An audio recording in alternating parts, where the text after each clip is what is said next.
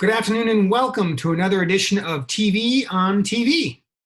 I am State Representative Tommy Vitolo, and I've got two guests today. We're going to do two mini segments. One with Bastien from Mutual Aid Brookline, who's going to tell us about the fantastic work that this startup organization has done. And then we're going to talk with Representative Dan Ryan from Charlestown and Chelsea, and he's going to tell us about the incredible challenges that Chelsea is facing and the organizations there working to address those needs. And both are going to tell our viewers what you, the public, can do to help. Incredibly important. We're all in this together, and there's something that we all have to contribute to the well-being of our neighbors. Before we get into that, I'd like to give you some sort of updates of the week. I want to begin by talking about things that have reopened in the past week. The Robert Lynch Golf Course in Brookline, the municipal golf course, as well as golf courses around the state have reopened. As per governor's orders, there are quite a number of restrictions. So you should go ahead and make sure you talk with the golf course about those restrictions before you jump out there. For example, no electric carts, no caddies. Of course, physical distancing is required. No sharing of clubs or renting clubs. No rakes in the hazards. You can't even pull the pin out of the hole. So there's a number of restrictions like that. And the 19th hole is closed. The pro shop is closed and so forth. But the Robert Lynch Golf Course is open. Other golf courses are open. If that's your thing, please feel free. Also, if it's your thing to buy guns at a gun shop, do that too, because the governor's ruling that gun shops were non-essential was challenged in federal court, and a federal judge ruled that in fact gun shops are essential. And to my knowledge, there are no gun shops in Brookline. But if you want to go buy a gun, you can probably do that. Similarly, call ahead. I believe they are reservation only. Have your paperwork in order, that sort of thing. Gun shops and golf courses. That's where we're at. In other news, less optimistic than that, certainly. The town of Brookline has furloughed just about 200 employees. Those employees are not coming to work and not being paid. The town is continuing its portion of their health care premium payment. So if the employee wants to maintain that health care coverage and can match their contribution without income, they have that option. Look, this is hard. This is hard for so many people, and it is going to get worse before it gets better. And so we need to be thinking about how we can help each other. And that's really part of the next part of this program. Other news, Brookline is going to test 400 residents chosen at random for coronavirus antibodies, and as well as 200 first-line responders. And that is a partnership with Mass General. It's a great program. It's a nice thing that Dr. Swanee Jett and others have worked on. If you get contacted by the town, I encourage you to get that test, and it will contribute to our understanding of how the disease has spread, will spread. Very much worth doing. Finally, Northeastern has declared that they will be opening in September on campus. It's not clear what those details look like. Northeastern has stated that they are considering acquiring, renting, perhaps leasing, buying more housing so that students can remain physically distanced if necessary, as well as possibly more classroom and other space on campus. And actually, I do also want to remind folks, Tuesday, June 9th, is the town election. We have a competitive select board race. We have competitive town meeting races. The polls are open from noon to 8 p.m. only, and a number of polling places have changed. If your polling place is at a school, it's still there. But if your polling place is at a housing facility or a fire station. It may well be somewhere else now so that the users of that building can maintain distancing from the public. And so I encourage you to go to the town clerk's website and make sure you understand the location of your polling location. But even better is vote by mail. For the first time in recent history, at the very least, every Massachusetts voter who's voting in a spring election, that is to say all folks voting in town elections like Brookline's, can vote by mail. No excuse needed, no absentee requirement needed. You just have to ask for the ballot. To ask for the ballot, you can also get that at the town's website. And even if you don't have a printer, you can simply write down all of that information. Make sure you sign it. You put your John Hancock on it. You get that in the mail to the town clerk as soon as you can. You will get a ballot mailed to you that you can submit in time for the June 9th election. So I encourage you to be participating in our local democracy. Check that out. And without further ado, we're going to first go to Bonnie Bastien. And after that, we're going to have a conversation with Representative Dan Ryan. Stay tuned.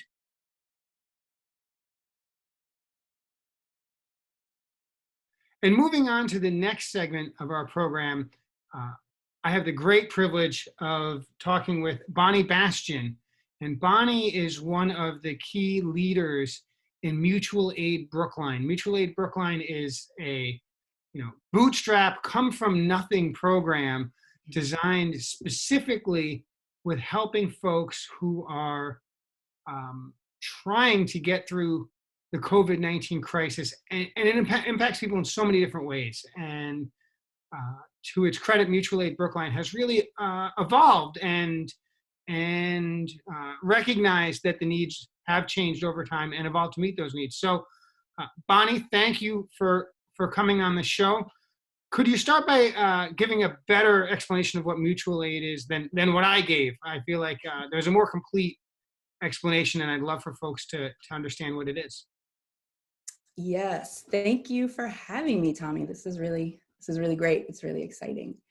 Yes, so mutual aid, briefly, mutual aid in general is a form of political participation in which community members take responsibility for caring for each other. We work to change inequitable conditions, not only via symbolic acts or putting pressure on representatives in government like yourself, but also by building new social relations that create more livable and more supportive circumstances. Many believe that Mutual Aid Brookline is a grocery delivery service for high-risk people. We absolutely are, but that's just one aspect of what we do. Mutual Aid Brookline not only delivers groceries and supplies and medication, but we often pay for them when necessary. And we hope in this moment that those of us who experience food insecurity on a regular basis can experience abundance through the help of our community members. We also connect essential workers with childcare in a community that often, we connect childcare in the community, and we often subsidize that as well. This obviously facilitates childcare for a parent, but it also creates a new means of income for a childcare provider, someone who probably doesn't have work right now. And then 3 weeks ago, Mutual Aid Brookline began a program called Direct Financial Aid Initiative that enables our community members to give money directly to other community members that need money. And through this initiative, we have been able to redistribute $8,700 in just across, actually $10,434 across 32 people. That is our most official update as of this morning. That's really remarkable. Yeah. Before we talk about the money, I would like to learn a little more about the so-called grocery delivery. I know it's more than that, right? When my household has needed groceries, we've actually used Peapod, and it delivers. My wife recently had a non-COVID related small medical issue. She walked down the street to CVS and picked up her prescription. Can you describe the kinds of folks for whom that doesn't work for them, and how mutual aid helps scratch their very very urgent itch. Sure. So if you are someone who is high risk, or if you're someone who has children at home and you don't want to bring them to the grocery store with you, because that also, bringing kids to a grocery store, they're going to touch everything. We are also, if you can't afford your groceries, you can contact us through our hotline at 617-651-1468, or email us at mutualaidbrookline@gmail.com. And you will be connected to our hotline people answering, or our delivery coordinator, and they will take your information. And usually our turnaround is 3 to 4 days to get groceries to you. But if you are in an emergency situation, there's no food in your house, we can deliver something to you. We can deliver your groceries to you within a few hours when necessary. We have developed a safety protocol that we make sure all of our volunteers follow very strictly. No contact delivery.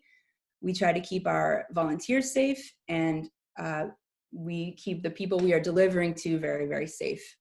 We also have directions to receive those groceries or those supplies, so that everything is super clean and super, so we're not passing on anything. We have a whole protocol set up for all of that. And how about prescriptions? Anybody can walk into a grocery store and buy a gallon of milk, but you can't walk into the grocery store and buy heart medication. So is there anything different around prescription drugs? Are you able to do that as well? Yes, we take all your information and can very easily go pick up your prescription for you very quickly. Mm-hmm. That's remarkable. So that sort of delivery, sometimes with financial assistance, it sounds like you guys have been doing that for some time now. Since day one, yes. We were launched on March 14th, when I was sitting in my dining room trying to figure out, after my daughter Simone's school got canceled. She goes to Lincoln School, and they were the first school to begin canceling, because I think one of the first cases was a Lincoln School parent or relation in some way. So I was, Googling ways to start some kind of community effort, and found this idea of mutual aid through Mutual Aid Medford and Somerville. They have been the source of everybody in Massachusetts mutual aid structure. We have adapted from them. This is not my invention. And so from, I think the first day that we did a delivery was the 15th or 16th. Since then, every single day. Right now, our averages are 6 to 10 deliveries a day. Let's see, we have done 304 deliveries in total as of this morning. So that's a lot. That's remarkable. And, there's this idea, this incorrect idea that Brookline's affluent and nobody needs assistance financially. Maybe somebody needs something delivered because they're not able to physically get to the store. But certainly that's not the case. And certainly you in Mutual Aid Brookline are really getting a day-by-day, case-by-case understanding that while there are plenty of folks in Brookline who are affluent, there is quite a bit of need here, just like every other community in the Commonwealth. Can you describe the different things you're hearing from folks who are asking for help and who have been helped? A little bit about their circumstances, or some details, some color about what these requests for, not just can you pick up my groceries, but I can't afford groceries. Can you help me pay for them as well? What is that like, and can you give some characterization of that? Yeah, well, from the very beginning when we answered the phone calls, it was, we need help. What kind of help do you need? You need groceries? Absolutely. You need help with your rent. We don't have those resources. Money was something that was coming up all the time, and we were not capable of delivering that right away. so that's how the direct financial aid initiative started.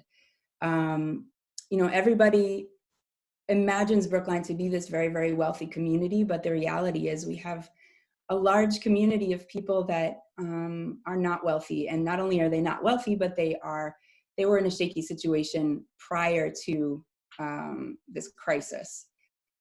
And those are certainly the people we are hearing from now. Not only those people, but also people that are elderly, that are in their house and they're scared. They also often have financial need, but they also have, they need often people to call them and check on them and make sure that they're doing okay, check on their mental health, check on their pantry, make sure that that's full. Yeah, so let's see, I'm looking at our statistics. And so is mutual aid having conversations with not exclusively older adults, but folks who could use a call now and again? Right. Yes, they tend to be elderly people that are kind of cut off from the world right now. We have a friendly caller service that is currently being run by some pretty amazing Brookline High School students, which is super fantastic. Yeah. That's there's a lot going on. I pushed it off initially, but I do want to get back to it. You just started, what, 6 or 7 weeks ago, so I certainly don't expect you. You've had time to incorporate as a 501c3 and get a board of directors and have an annual report. Right? Those things are really important for mature organizations like the Brookline Community Foundation. Yes. But that's not you. And No. so how are folks able to contribute money to your organization without any of that infrastructure? Well, the thing about programs that are mutual aid, the way that we fit into the Brookline community is that we are the stopgap. So while there are wonderful resources like the food pantry and the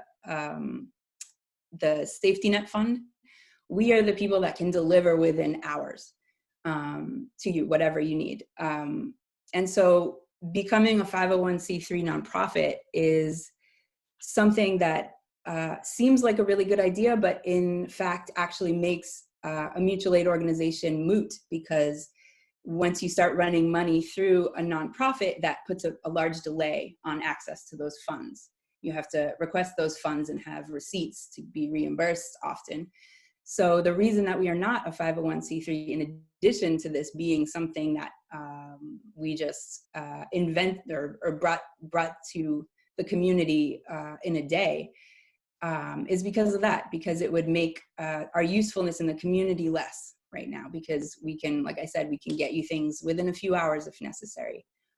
We need to be very nimble in that way to be able to really serve this community.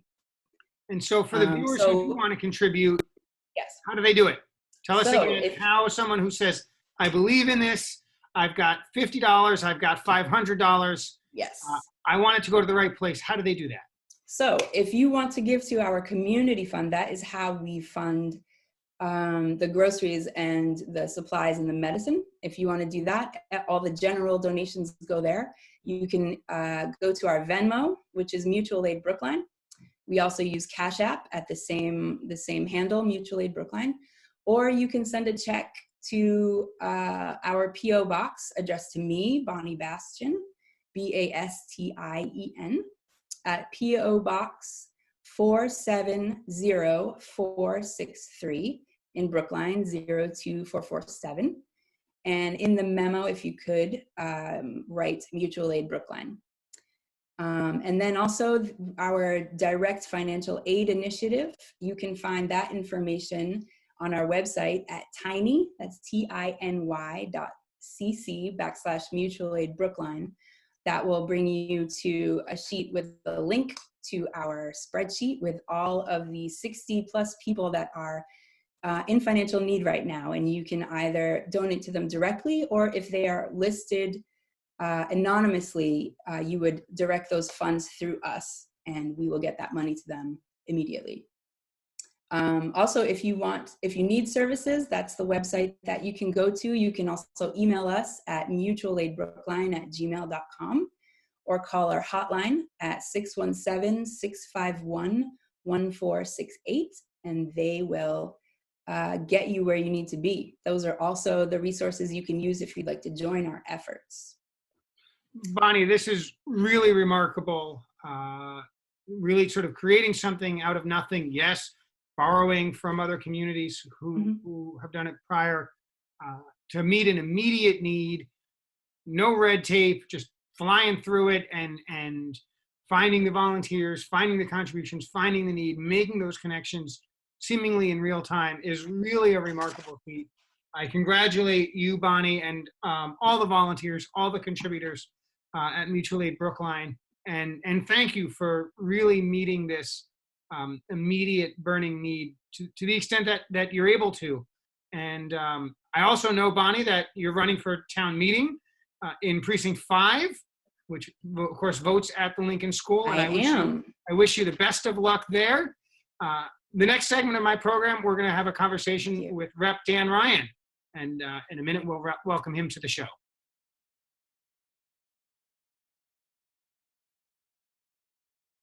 And for the second portion of our program today, we've been talking with folks involved in making sure people get the help they need.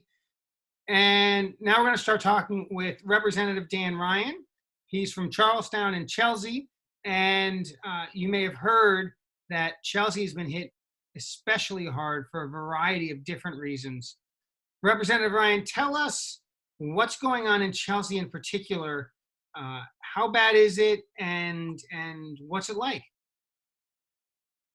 Thank you, Representative. Thank you for having me on and to be able to talk to a larger audience. So Chelsea was one of the first communities hit with the COVID crisis in large numbers. Chelsea has long been an immigrant community just outside of Boston, connected by the Tobin Bridge.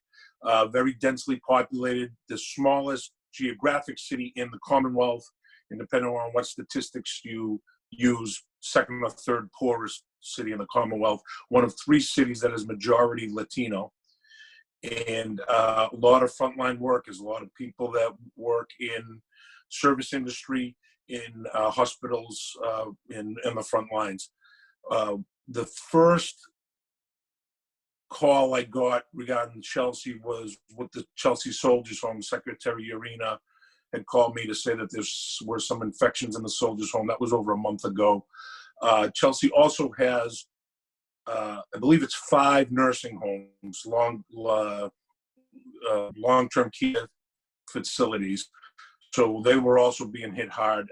As you saw in Washington State, that was the first real big epidemic, was in a nursing home. So there was a call to action, and I was really working on that, on making sure that I had some constituents calling in, wanted to talk to their mom or their dad who happened to be in care. And then as we were working on that, that's the city council and the city manager started to kind of sound the alarm that they could see what was going to happen in Chelsea, and it became a real hot spot. There were a lot of services brought in there. There was a bunch of us, about 20 people, along with Beth Israel Hospital, Mass General Hospital, almost the entire Chelsea City Council, the state delegation signed a letter to the governor. And then we were already in negotiations with the governor to move services there, but the letter was to more or less raise the alarm, but show that we were all united. And within a few days, the National Guard was there to distribute food, do mobile testing. They opened up a shared hotel in Revere with the city of Revere for people to quarantine on their own, away from their family if they were sick, and try to protect their family from spreading. So I don't want to say we're out of the woods, but things are getting under control over there. There's a lot of good work going on in Chelsea. There's, it's, on the one hand, it's sad to see the need, but it's also heartening to see the sea of humanity wrapped around buildings waiting for food, and the amount of people that are willing to put on a mask and risk their own health to feed their fellow citizens. It's pretty amazing what's going on out there.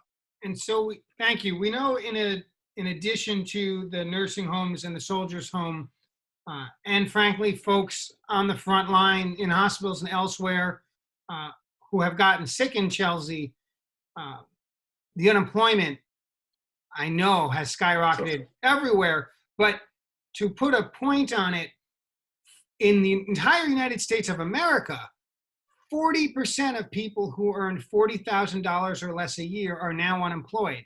And so, we don't have detailed numbers yet for every city and town in Massachusetts, but I know that Chelsea, like many others, is really struggling with unemployment. And if you were already on the margins, this is everything. And so I know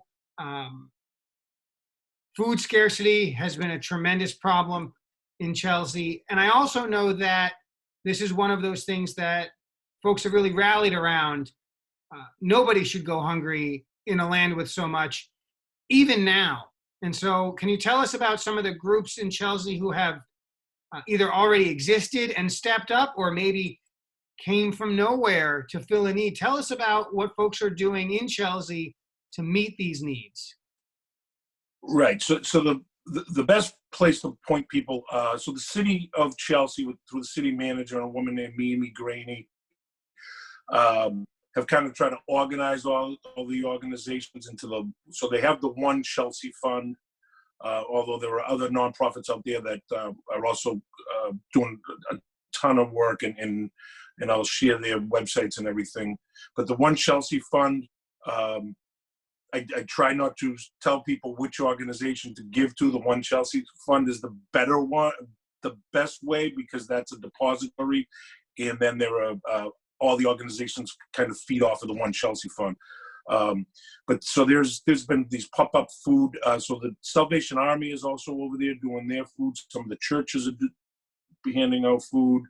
The One Chelsea Fund also gave 3 nonprofits that historically have done a ton of work in Chelsea anyway, $250 gift cards to give out to their clients, and they have it all figured out to make sure that each family's getting $250 rather than just a box of food. It's a gift card to do whatever shopping you need. It's a bag of groceries is nice, but that's not, not everybody has the same need. So there was a little flexible spending there for people until their unemployment check come in, or there's a lot of people living on the margins, as you said, that don't have savings, that don't have that little extra cushion to get through the first couple of weeks till unemployment kicks in. So the $250 was just a little flexible spending money for people to get through. So that was a nice little gift there from the One Chelsea Fund. And as Rep Vitolo asked me to do, I get some graphics here. That's the one.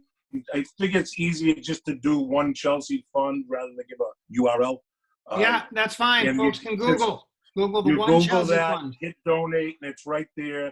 And some of the 3 organizations that have been distributing the funds and the services from the One Chelsea Fund are the Chelsea Collaborative, the Chelsea Green Roots, and the neighborhood developers. So Chelsea Green Roots, Chelsea Collaborative is also set up their own food pantry. I was there last week.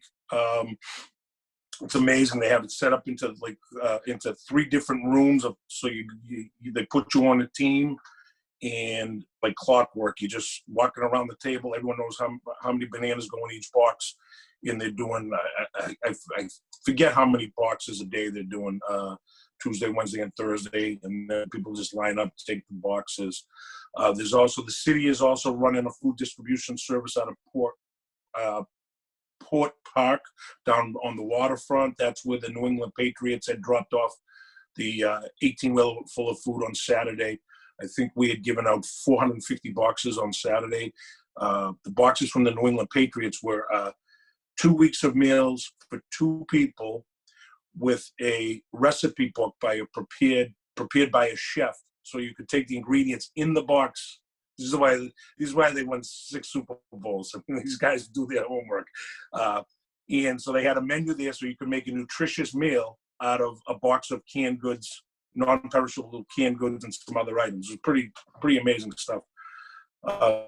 So, you know, there's something there every day for somebody to either volunteer or to stop by and pick something up for your family. And certainly these organizations are relying on the generosity of people in Chelsea and people outside of Chelsea.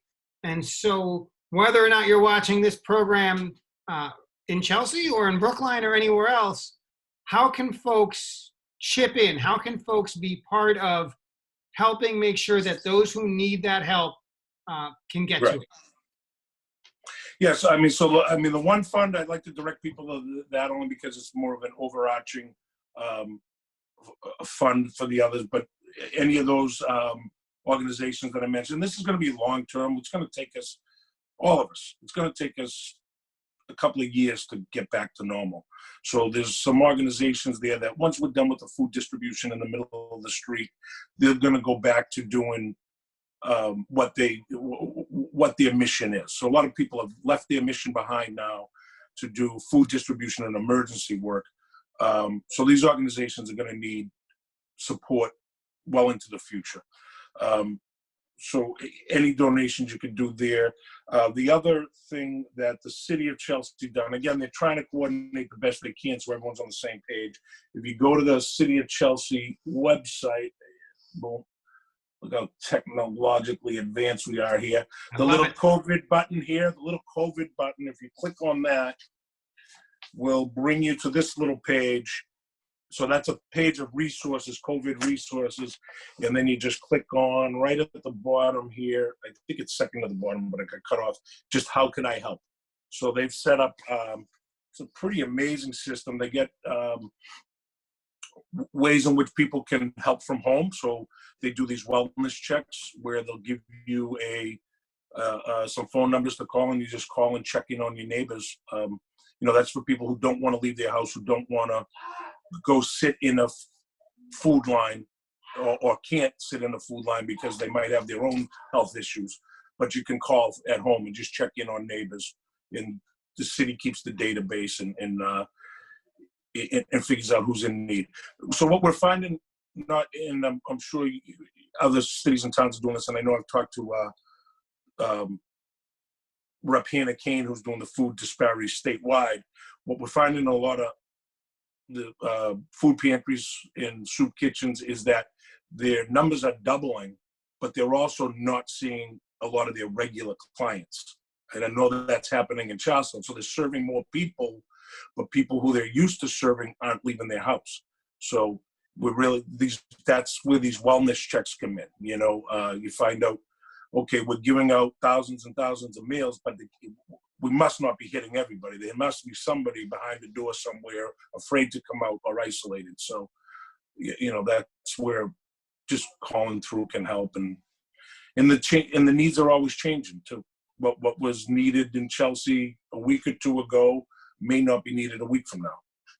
Well, what's not changing is Rep. Ryan's dedication to his district. He's always talking about it in the State House. If I hear, another story about Chelsea or about Charlestown, I might even stop by one day and say hello. Yeah. Representative, thank you so much for coming on. Thank you. Thank you for spending a few minutes with us. I know you've been working so hard trying to take care of folks in any way you can and bringing resources to bear. I encourage folks to search for the Chelsea One Fund and to contribute if you can. And I'm going to hold up my little homemade sign. I do it every show. This is me, Tommy Vitolo. You call me anytime for anything I can help you with, COVID related or not. 617-872-8921. And you can email me at tommy.vitolo@mahouse.gov. And when I say anytime, I mean anytime. Look, if I'm doing a television show or I'm sleeping, I'll turn the ringer off and we'll get back to you. Thank you so much for watching. Again, if you haven't filled out your census, get online and fill out your census. We've got a town election Tuesday, June 9th. So make sure you're requesting your ballot ahead of time or voting in person from noon to 8. And once again, thank you, Brookline Interactive Group, for hosting this program, as well as so many others that keeps everyone in our community informed.